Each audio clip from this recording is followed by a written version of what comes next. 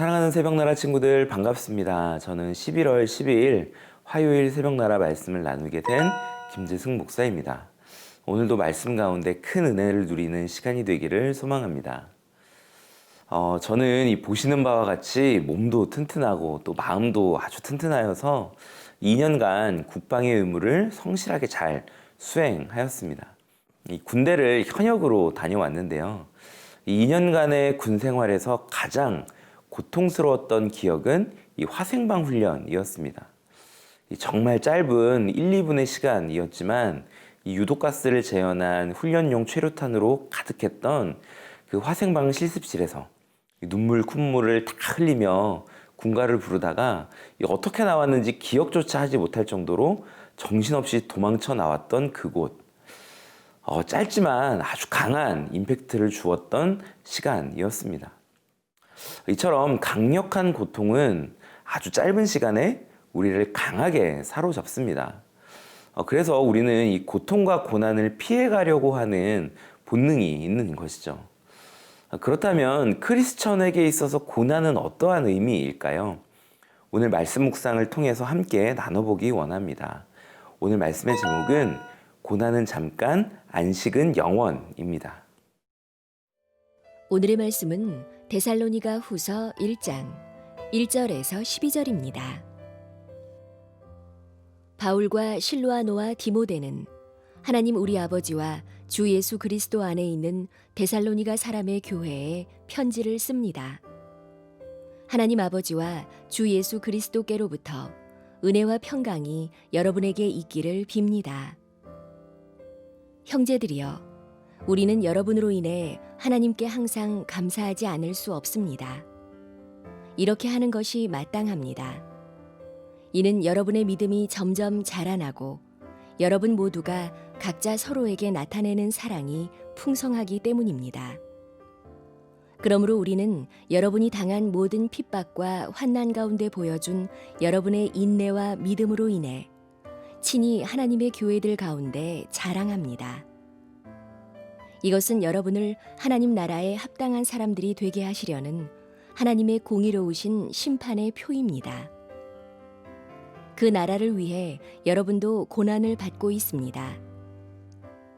하나님의 공의는 여러분에게 환난을 주는 사람들에게는 환난으로 갚으시고, 환난을 당하는 여러분에게는 주 예수께서 그분의 능력의 천사들과 함께 하늘로부터 불꽃 가운데 나타나실 때 우리와 함께 안식으로 갚으실 것입니다. 하나님을 알지 못하는 사람들과 우리 주 예수의 복음에 복종하지 않는 사람들에게 형벌을 내리실 것입니다. 그런 사람들은 주의 얼굴과 그분의 영광스러운 능력에서 떠나 영원한 멸망의 형벌을 받을 것입니다. 그날에 주께서 오셔서 그분의 거룩한 백성들 가운데서 영광을 받으시고 모든 믿는 사람 가운데서 높임을 받으실 것입니다. 이는 여러분이 여러분에게 전한 우리의 증거를 믿었기 때문입니다. 그러므로 우리는 항상 여러분을 위해 우리 하나님께서 여러분을 부르심에 합당한 사람이 되게 하시고 또한 모든 선한 뜻과 믿음으로 하는 일을 그분의 능력으로 이루어 주시기를 기도합니다. 이렇게 함으로 우리 하나님과 주 예수 그리스도의 은혜에 따라 우리 주 예수의 이름이 여러분 가운데서 영광을 받으시고 여러분도 그리스도 안에서 영광을 얻게 되기를 원합니다. 오늘부터 데살로니가 후서의 묵상이 시작되었습니다. 이 데살로니가 후서의 첫 시작은 이 다른 서신서들과 동일하게 바울의 인사로 시작됩니다. 그 인사의 주된 내용은 이 데살로니가 교회에 대한 칭찬이었는데요. 어떠한 칭찬이었을까요? 우리 4절을 함께 읽도록 하겠습니다. 그러므로 우리는 여러분이 당한 모든 핍박과 환난 가운데 보여준 여러분의 인내와 믿음으로 인해 친히 하나님의 교회들 가운데 자랑합니다. 아멘. 이 바울은 데살로니가 교회가 핍박과 환난을 당했다라고 기록합니다. 그 핍박과 환난의 내용이 무엇이었을까요? 그것은 이 초대교회 당시의 다른 교회들과 동일하게 이 적그리스도, 더 구체적으로 이야기하면 이 로마 당국으로부터의 핍박이었죠.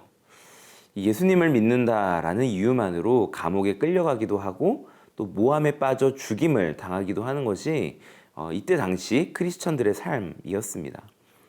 그런 상황 속에서 데살로니가 교회는 믿음의 중심을 잘 지키고 있었습니다. 바울은 구체적으로 인내와 믿음을 잘 보여주었다라고 이야기하고 있습니다. 크리스천이 누리는 축복은 고난을 피해가는 그것이 축복이 아닙니다. 크리스천이 누리는 축복은 고난 가운데서 인내할 수 있는 능력이 허락된다는 것입니다.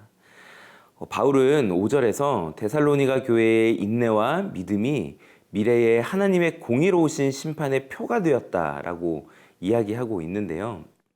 이 데살로니가 교회처럼 하나님을 믿는 신앙생활의 모습이 크리스천의 기준이 된다는 의미이며 이 기준에 따라 사는 자들은 하나님의 구원이 임한다라는 것을 의미합니다. 우리의 삶의 현장은 어떤가요? 그동안 교회를 다니는 것이 참 편하고 당연한 것이었는데요. 예수를 믿는다는 것도 너무나도 당연한 것이었습니다. 그러나 이제 교회에 나오고 또 예배를 드리고 또 예수님을 믿는다라는 것이 너무나도 힘들고 어려운 시기가 되어버렸습니다. 세상 속에서 예수님 이야기를 꺼내기만 해도 부끄러워지는 시대가 된 것이죠. 이 딱 데살로니가 후서의 시대와 동일한 상황인 것입니다. 이러한 시기에 우리는 어떠한 믿음을 보여야 할까요? 데살로니가 교회처럼 인내와 믿음으로 끝까지 우리의 신앙을 지켜내야 할 것입니다.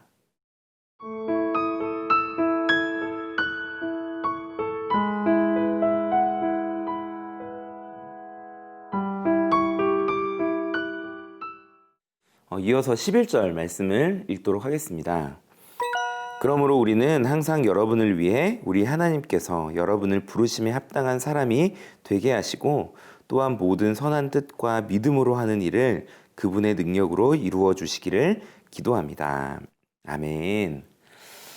바울은 이제 데살로니가 교회를 위해 기도하는데 부르심에 합당한 사람이 되게 해달라라고 기도하고 있습니다. 그렇다면 이 부르심은 과연 어떠한 부르심이었을까요? 함께 12절 말씀을 읽겠습니다. 이렇게 함으로 우리 하나님과 주 예수 그리스도의 은혜에 따라 우리 주 예수의 이름이 여러분 가운데서 영광을 받으시고 여러분도 그리스도 안에서 영광을 얻게 되기를 원합니다. 아멘. 우리가 부르심에 합당한 사람으로 살아가는 것은 결과적으로 예수님의 이름이 우리 가운데서 영광 받으시고 우리도 그 예수님 안에서 영광을 얻게 되는 것이라고 이야기하고 있습니다. 크리스천인 우리들은 모두 동일한 목적을 위해 살아가고 있습니다. 바로 하나님의 영광이죠. 하지만 우리는 인간의 능력만으로는 결코 하나님의 영광을 드러낼 수 없습니다. 이 환난과 핍박이 너무나도 고통스럽게 우리를 공격하기 때문입니다. 그래서 우리에게 필요한 것이 바로 기도인데요. 바울도 그것을 알았기에 이 11절 말씀에서 그분의 능력으로 이루어 주시기를 기도한다라고 고백하고 있는 것입니다. 그렇다면 우리는 어떤 기도를 드려야 할까요? 우리가 인내와 믿음으로 살아가기 위해서 하나님께 드려야 할 기도는 무엇일까요? 그것은 오로지 하나님의 영광입니다. 나의 영광이 아니라 하나님의 영광에 우리의 모든 목적과 방향이 고정되어 있다면 결국 우리는 모든 환난과 핍박을 이겨낼 수 있는 것입니다. 기도하겠습니다. 사랑과 은혜의 하나님, 오늘 말씀을 통해서 이 데살로니가 교회를 향하여 바울이 하나님의 영광을 바라보며 이 인내해 나갈 것을 기도하였던 것을 묵상하였습니다. 오늘 말씀을 묵상하는 모든 새벽나라 친구들이 이 바울의 기도처럼 하나님의 영광을 위하여 모든 것들을 이겨낼 수 있는 그 인내를 얻는 믿음의 청소년들 될 수 있도록 함께하여 주시옵소서. 예수님의 이름으로 기도합니다. 아멘.